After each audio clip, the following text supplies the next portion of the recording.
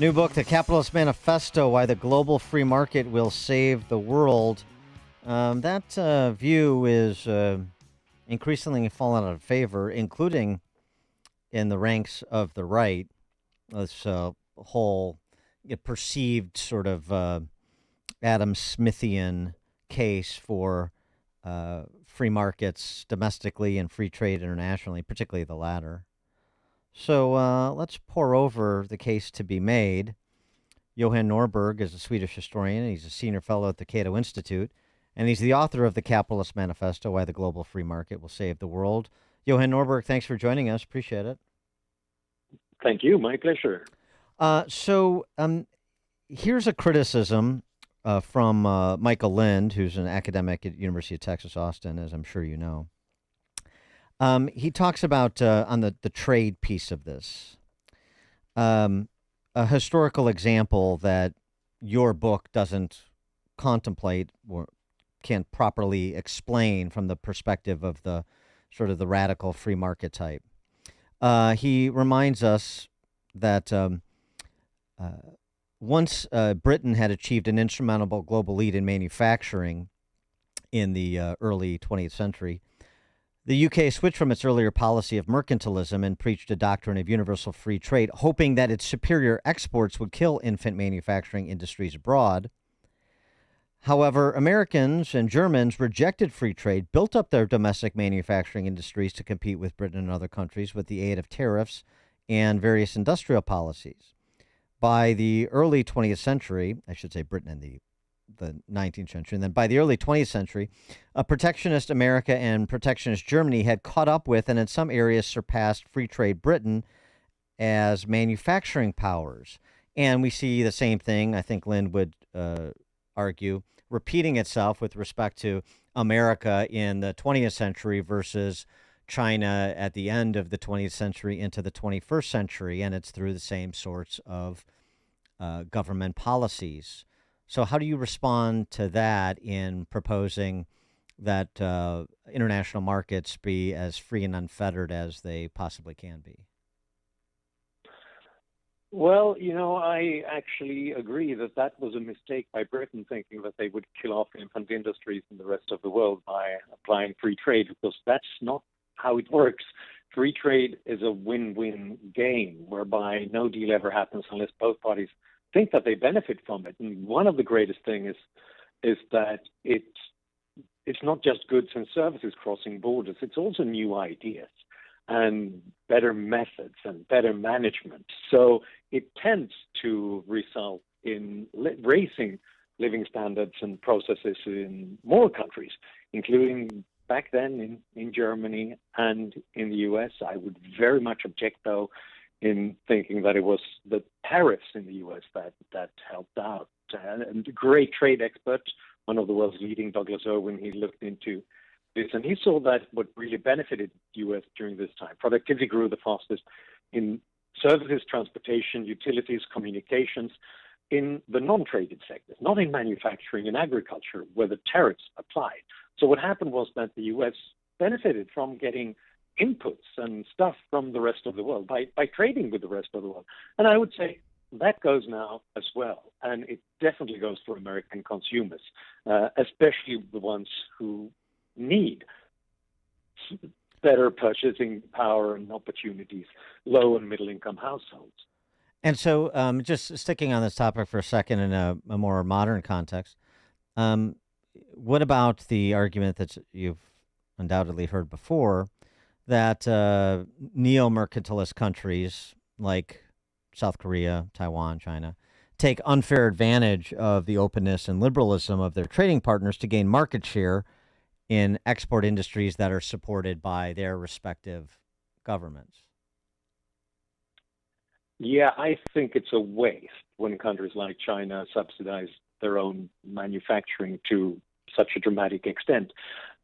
I think, though, that actually, in many cases, it's us who are benefiting from it, the U.S. and European consumers, not the Chinese economy. If you look at where China has made the most progress, it's in private companies, it's in the most liberalized areas. It's not in the state-owned enterprises that have benefited the most from cheap credits and lots of subsidies. Instead, they have been the ones who created excess supply in lots of areas and lots of costly and wasteful spending. Sometimes, obviously, that disrupts our industries and creates problems and lags. But I don't think we should see this as sort of their secret ingredients in say, China's progress. On the contrary, this is a weakness. This is one of the reasons why they are seeing so much unsustainable debts and the kind of the constantly disappointing growth rates nowadays, because they're not as entrepreneurial as they should be. Um, the points you make about unemployment, you essentially say, which is a common free market libertarian position, that artificial increases in wages, like by government diktat, may cause lasting or permanent unemployment for a substantial portion of the workforce. Lind and others argue that that actually doesn't happen, that unmass unemployment, has always been caused by financial crises or external supply shocks, like, say, I don't know, locking down your economy, which we all did, not by wage and benefit mandates. How do you respond to that? Well, overall, I agree. Shocks tend to have that detrimental effect, or trying to shut down the world economy, which, by the way, is an excellent argument against protectionism, because that's really like constant lockdowns in different sectors. But if Lind and others doesn't think that wages and benefit levels has any effect on the kind of inputs, including labor that's used in production, you should look more to Europe and places with very high minimum wages. And then you can see that for a very long time, lots of European countries have had unemployment rates around 10% or even more. So there is a connection, and why wouldn't it be? You constantly think about what are you going to use in terms of work hours, or invest more in machinery. And obviously, if the price of a worker increases much more than his productivity, then that's an added cost. And then you have to start thinking about alternatives, just as you would if suddenly one particular kind of intermediate good, some sort of input in production, some sort of resource, increases in price dramatically. It's a signal that you have to conserve that particular resource and just use it when it's very valuable. Now, while writing your book, you went around the United States and talked to people who were on welfare. What did you find? Yeah, I found that it's very expensive to be poor. I found out that, we talk a lot about the high marginal tax rates that the rich are facing, but actually the marginal tax rates for the poorest are much, much higher. It could be 80% or even 100% of an extra income that you get that you suddenly are deprived of, not just in terms of increased taxes, but also because certain benefits are removed. So this is really an area where we need so much more heavy thinking and imagination, I think, when it comes to social policy, because oftentimes there are so many different benefit systems and it's difficult to calculate. I've met so many people on welfare who are sitting there with pen and paper and with relatives trying to help them out to understand what happens if I were to move to this place and get this job instead. How much would I lose in benefits at this one particular moment? And it turns out that to many of them, it's incomprehensible. But if you look at the hard data, many of them wouldn't make much by doing something as dramatic as moving to a new kind of job. And I think this is one thing that slowed down the mobility of our economy and has created welfare dependency. And it takes a lot of hard work to reform these areas. Since you're of Swedish extraction, there was a piece in Foreign Policy magazine the other day about Nordic countries that have this perception still as being these sort of socialist government-directed economies and societies. Comrade Bernie Sanders is always holding up Sweden, Finland, Denmark as like examples of these socialist utopias. But it turns out that the picture is a lot more complicated than maybe it was 2 or 3 generations ago.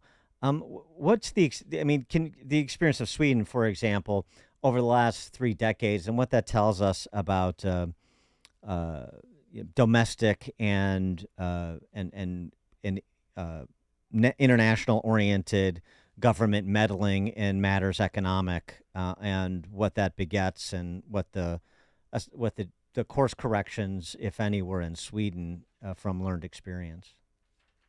Yeah, this is interesting. There seems to be a lagging perception in the U.S. And also all around the world. It's stuck in the 1970s because that's the one period, the 1970s and 80s, when Sweden really became an outlier in terms of very big government, very high taxes, regulating most industries and prices and trade. And that's what people still remember. And they also remember that Sweden seems to be a fairly functioning society compared to many other places, which is correct. After all, I grew up in Sweden in the 70s and 80s. But what they miss is that this was a moment when we started experimenting, because Sweden was already one of the richest and most well-functioning countries on the planet. So we had some good baggage. But then what happened in the 1970s and 80s was that this was the one moment in modern Swedish history when we began to lag behind other countries. Growth rates constantly disappointed. We didn't create a single net job in the private sector, and we built up debts and deficits constantly because it was so difficult to do business in Sweden. And actually, some of the most famous Swedish companies like IKEA and Tetra Pak, they left Sweden in the 1970s and 80s because it was so difficult to do business there. And it all ended in a terrible financial crisis in the early 1990s.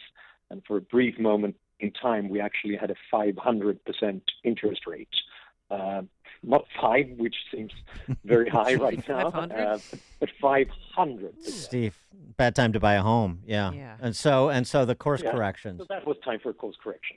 And what happened then is that Sweden began then to liberalize markets and businesses and reduce taxes again. So if Bernie Sanders wanted to imitate actually existing Sweden today, he would have to liberalize many markets. So he would have to reform social security, introduce school vouchers, abolish occupational licensing, and actually abolish taxes on inheritance and property and lower them on corporate taxes. Because that was what was needed to make Sweden open for business again. It seems to me one of the things that some of the neo-mercantilists argue is a contradiction in terms. They sort of argue to reduce the regulatory and administrative state domestically to allow for freer competition, freer market, to make markets freer and more competitive, and at the same time argue for protectionist policies abroad. And you're never going to have a perfect free market. There's always going to be, because just of the nature of humanity, there's always going to be government meddling domestically, internationally. But shouldn't those policies be thought of as working in tandem? If you're going to liberalize domestically, you should liberalize sort of proportionally when it comes to policies that have international impact. Yes, to me, this doesn't make sense. If it was really a way of making us stronger, not to have to do business with the rest of the world, why wouldn't Illinois benefit more from not doing business with Texas and New York? And if that's the case, why should Chicago do business with Milwaukee? And in effect, why would a single street block do business with another part of the town? There's no, borders and countries do exist, but in economic terms, the same principles apply, that we benefit from having access to a larger selection of ideas, technological capabilities, goods and services. So we benefit from being open to the rest of the world. That goes for individuals and households, and it goes for countries as well. And we certainly benefit from the competition from other places because it forces us to always be on our toes, and our businesses won't become monopolies, but instead have to keep on upgrading technology, management, and make sure that the prices don't become extortionary. So to me, there's a lack of consistency, or at least of economic literacy there. Johan Norberg is a Swedish historian and senior fellow at the Cato Institute. The new book, The Capitalist Manifesto, Why the Global Free Market Will Save the World. Johan Norberg, thanks for joining us. Good luck with the book. Thank you very much. Thank you. And he joined us on our turnkey.pro answer line.